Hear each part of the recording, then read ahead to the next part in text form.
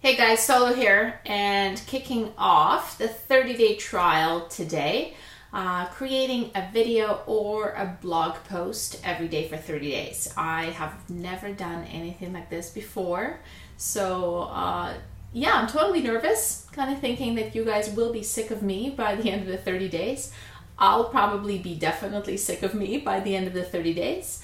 But this is my way of getting a little bit more comfortable with a video format, and also resurrecting a Periscope series that I did last year, Coach's Corner. So I'll be talking about various topics in these videos, and I'm going to try and keep them relatively short. If you have any suggestions for the topics you want covered, please ping me, send me a message, or leave me a comment, and I will do my best to deliver. Today, I want to talk to you about the relativity of listening to your body. And I actually have a story for you. And we usually tell clients, we tell our friends, we tell ourselves to really listen to our body. And it can be quite hard to know what that means. So, a couple of years ago, I ran my very first ultra marathon. And I actually kind of hated it. It was a lot of running. It took forever. It was loops, and the terrain was flat. It was a very well-packed trail, which felt more like pavement than it did trail. And I think by loop 3 out of 4, my body started screaming. I was in pain. Everything was hurting. My joints were hurting.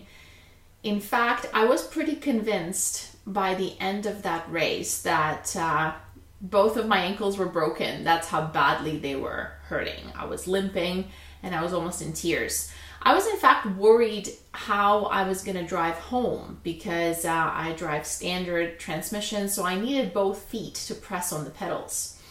That's how bad it felt. And I think there was a good deal of not listening to my body involved in finishing that race. Because my body was saying, stop, stop, stop, don't do this, this is too much. Well, I want to tell you what happened the next day. Because if you've ever done a really tough workout or maybe done a long race, you know that moment in the morning when you open your eyes and you ask yourself, how bad is this going to be?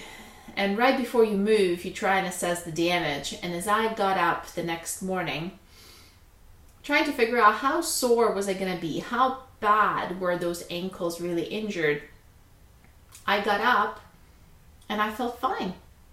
I felt a little bit sore, but for the most part, I felt totally okay. And I remember feeling really angry, as if my body somehow tricked me, because for the amount of improvement I have observed in the mere 12 hours since the beginning of the race, since the end of the race rather, there is no way my body could have recovered that much. So it seems that my body was throwing a little bit of a temper tantrum the night before.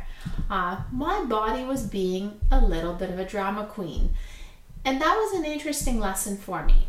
Because while for the most part I am a big proponent of listening to my body and to my mind when I train, when I exercise, when I race, I realize that there is time and a place to pushing through, to recognizing what your body is telling you and choosing to do something else for your own reasons. Sometimes what your body is telling you is not necessarily the truth.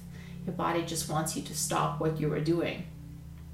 So I encourage you to consider if you've ever been in a similar situation, and if you've ever had your body tell you how tired you were, or how sick you were, or how ill you were, and if you've ever caught your body overreacting, being a little bit of a drama queen, because I know mine was, and mine still is on a regular basis. And now I think I'm just a little bit better at telling whether it's serious or whether it's just being a drama queen.